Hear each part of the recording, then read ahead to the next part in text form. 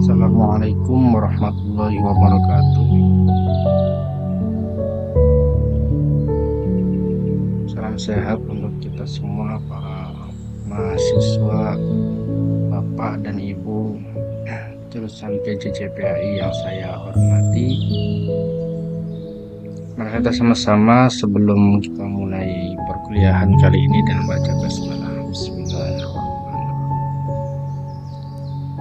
Baik, ada beberapa hal yang perlu saya sampaikan di sini karena perkuliahan setelah UTS ini merupakan perkuliahan yang inti, sehingga para bapak dan ibu wajib menguasai materi ini. Baik, saya tuliskan di sini sebuah judul penelitian, pengaruh model pembelajaran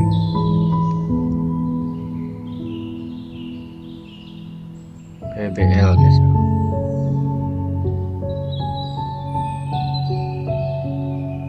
terhadap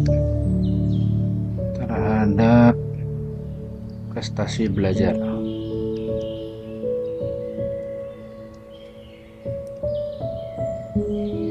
Oke, perhatikan Bapak Ibu, judul ini kita bagi dua variabel. Ada variabel X dan variabel Y. Variabel X itu adalah variabel independen dan variabel Y adalah variabel dependen. Artinya variabel dependen itu adalah variabel yang dipengaruhi. Jadi variabel X-nya yang mana Bapak Ibu? Model pembelajaran PBL ini disebut variabel X. Dan prestasi belajar itu adalah variabel Y, di mana X itu adalah independen dan ini adalah dependen, atau ini yang mempengaruhi dan ini yang dipengaruhi. Oke.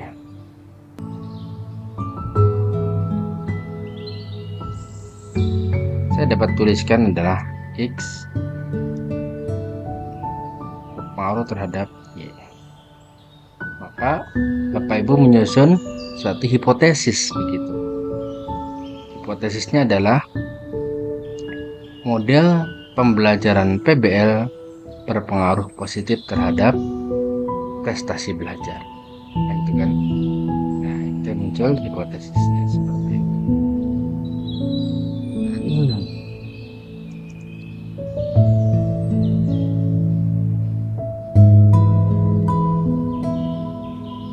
Perlu Bapak Ibu tahu bahwa variabel X dan variabel Y itu semuanya memiliki nilai. X di sini adalah ada nilainya dan Y adalah ada nilainya.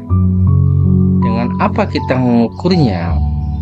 Untuk mengukur model pembelajaran PBL itu adalah dengan angket ya. Angket respon. Bapak Ibu menerapkan model pembelajaran PBL selama 3 pertemuan. Nah, setelah selesai maka Bapak Ibu membuat angket ataupun langsung memberikan question tersebut. Yang angket itu adalah divalidasi oleh ahli. Baik, saya berikan gambaran secara umumnya Bapak Ibu ya.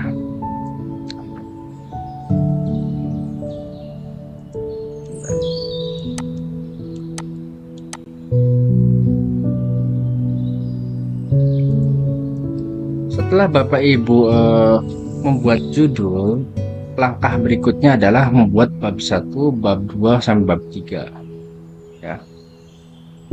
Membuat bab 1 sampai bab 3. Setelah ini adalah seminar proposal. Sudah sampai seminar proposal, maka Bapak Ibu membuat instrumen. Jika judulnya adalah tadi pengaruh model pembelajaran PBL terhadap prestasi, maka ada berapa instrumen yang dibutuhkan? Ada instrumen angket, yaitu untuk menilai model PBL, variabel X, dan ada variabel tes untuk menilai prestasi di variabel Y.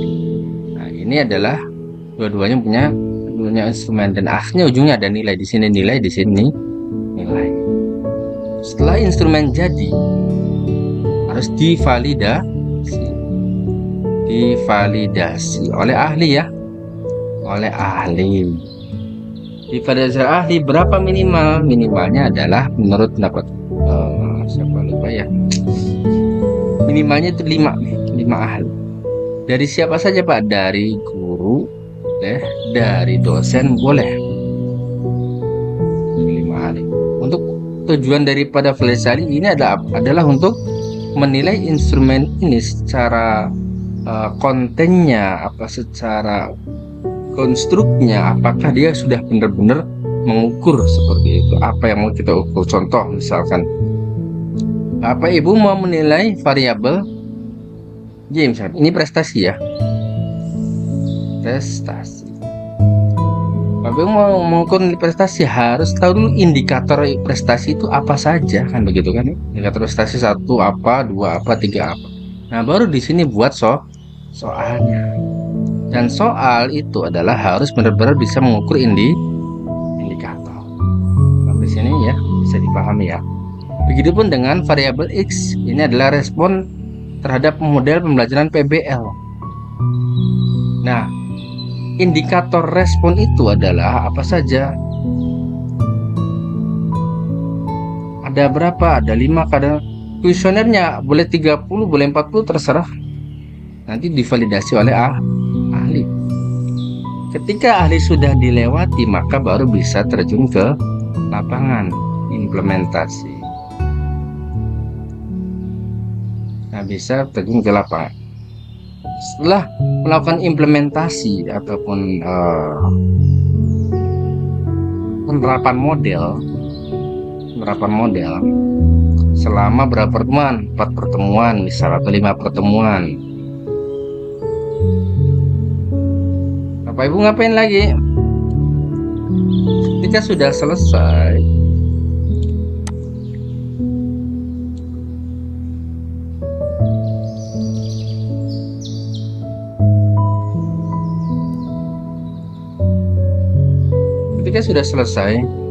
Bapak Ibu melanjutkan ke pengambilan data.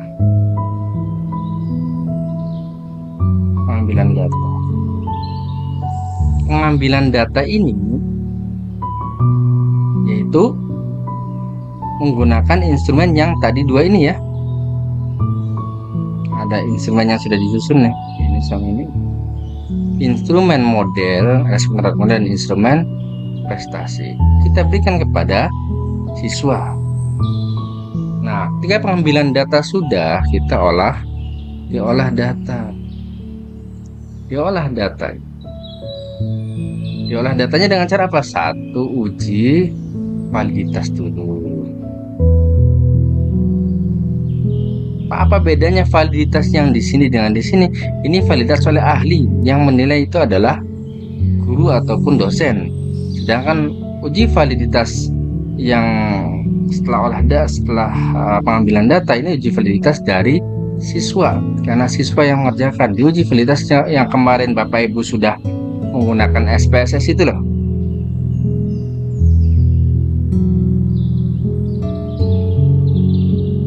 Paham ya? Nah, ketika pas sudah valid, berarti memang datanya ini sudah bisa digunakan kapanpun. Terus yang kedua adalah uji reliable.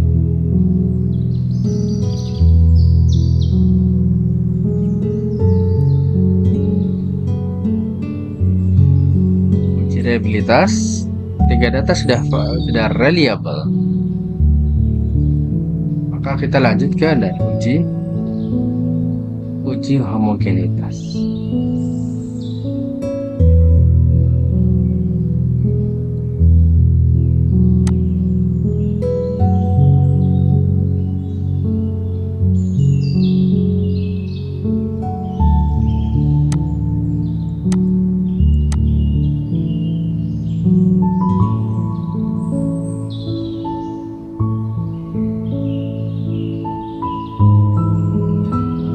uji homogenitas.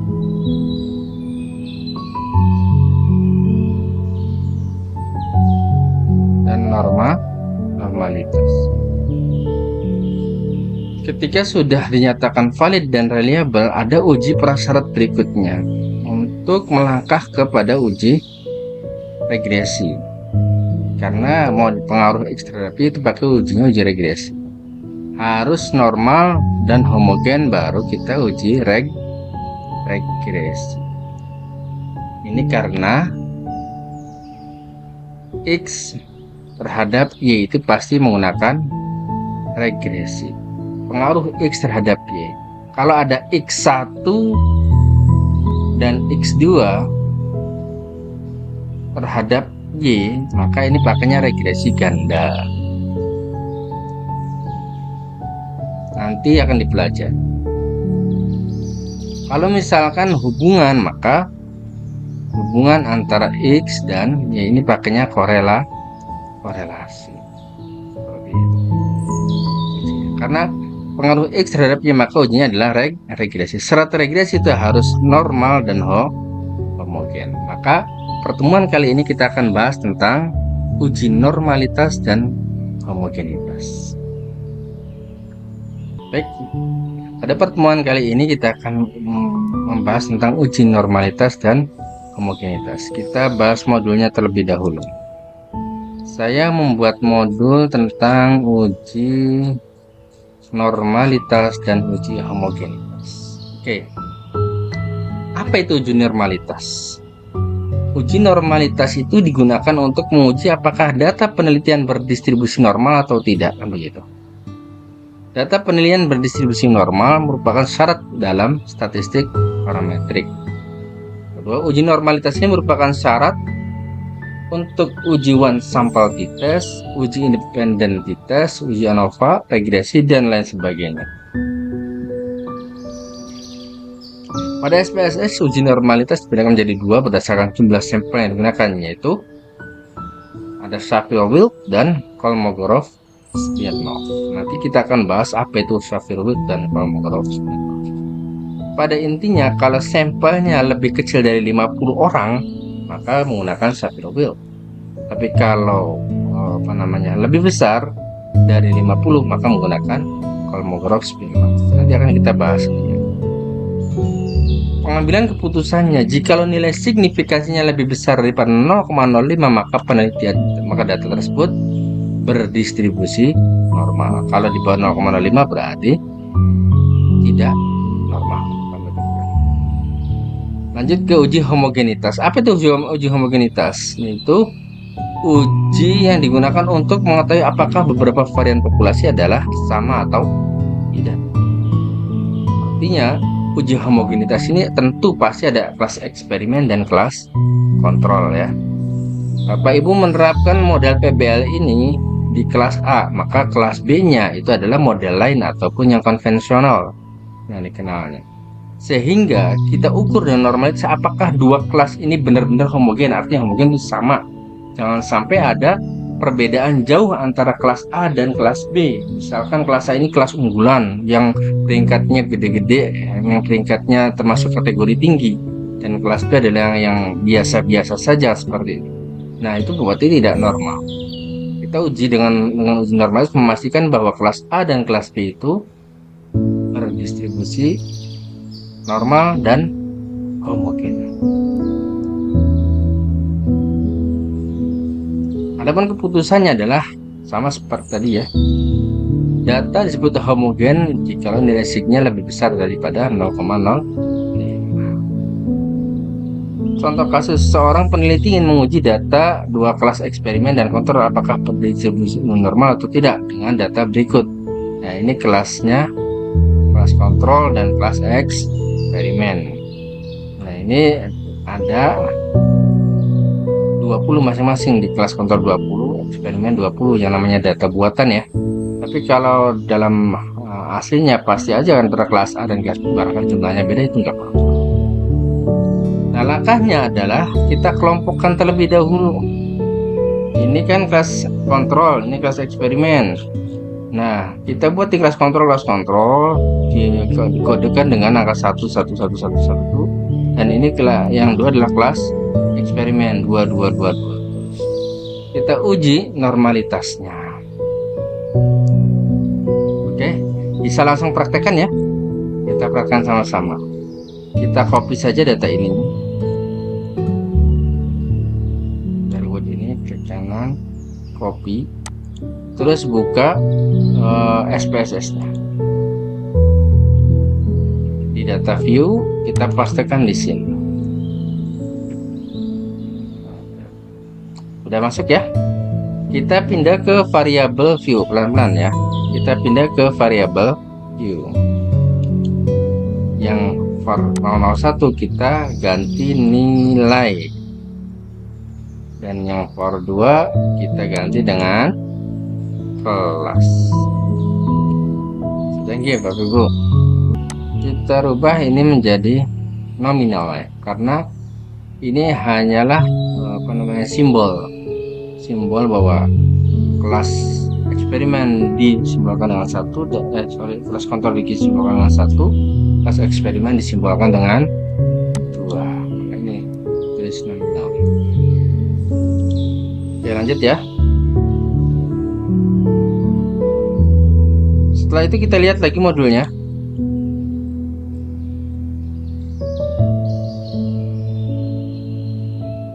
Kita klik Analyze Descriptive Statistic Explore. Ya. Terus nilai di dependent, kelas di faktor.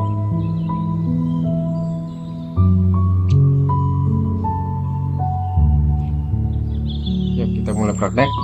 Klik Analyze Descriptive Statistic Export. Klik ekspornya, klik. Nilai kita masukkan kemana? Ke dependent ya. Kelasnya masuk ke faktor. Kita klik statistiknya. Oke, nah. Sorry. Kita klik plotnya. Klik plot. Yang di checklist adalah normality plot.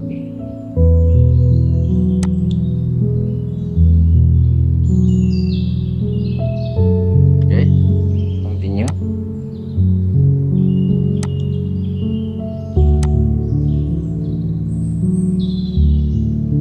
Sudah? Kita lihat.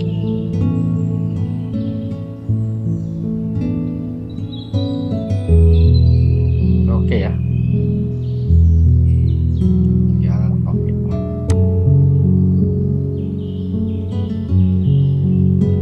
Nah, ini nih test of normality yang dia. Ini kita kopikan ke Word. Ketika kita harus menginterpretasikan, tinggal klik kanan, copy gitu ya. Copy, paste di sana. Kita buka Word-nya.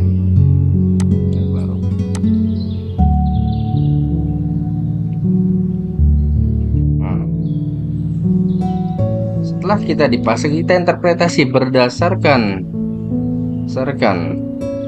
data tersebut. Bapak Ibu jelaskan bla bla bla bahwa nilai signifikansinya adalah, nah ini adalah Kolmogorov-Smirnov dan Shapiro-Wilk. Kita ingat Shapiro-Wilk atau Kolmogorov-Smirnov yang kita gunakan. Kita lihat di sini, kita ada jumlahnya, ada berapa siswa totalnya?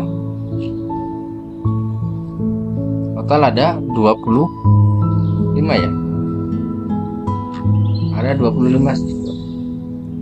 Berarti masih kurang dari 50. Kalau kurang dari 50, maka yang digunakan adalah, jika sampel kurang dari 50, lebih kecil dari 50, maka menggunakan Shapiro-Wilk. Kenapa kita menggunakan Shapiro-Wilk? Kenapa di sini? Nilai signifikansi kelas 1 yaitu 0,2 dan kelas 2 adalah 0,6. Kelas 1 adalah kelas kontrol ya. Yang kelas 2 adalah kelas eksperimen. Kedua-duanya itu di atas 0,05. Maka dapat dikatakan bahwa kedua kelas ini berdistribusi normal, ya. Kita interpretasi di sini.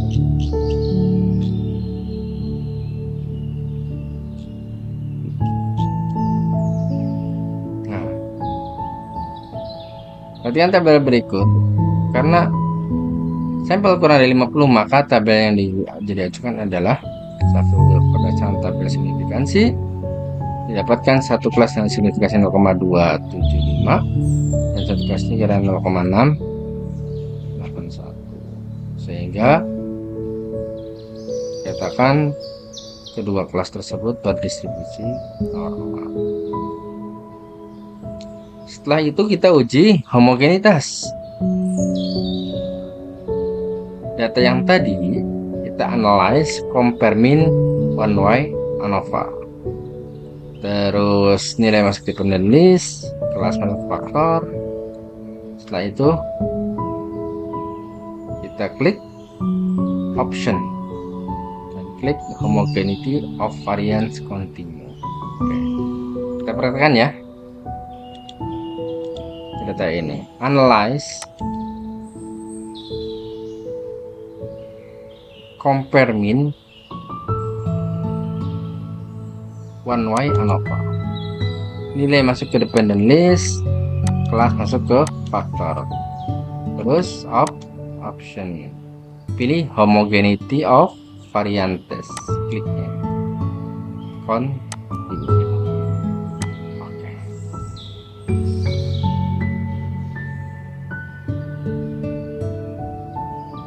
Nah, ini Bapak Ibu ya, test of homogeneity of variance.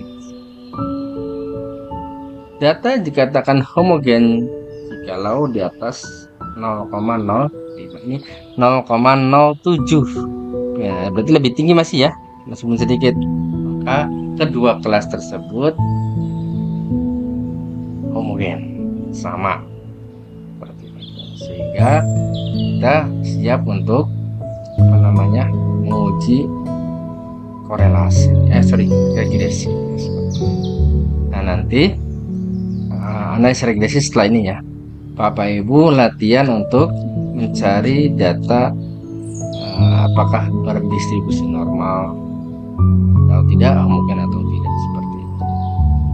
Mungkin sampai di sini paham ya Bapak Ibu ya. Nanti silakan dicoba lagi untuk uji normalitas dan homogenitasnya, silakan dipraktekkan. Nanti saya cantumkan modulnya, modul homogenitas dan normalitasnya di LMS. Baik, terima kasih Bapak Ibu. Mohon maaf atas segala kekurangan. Terima kasih atas segala perhatian. Wassalamualaikum warahmatullahi wabarakatuh.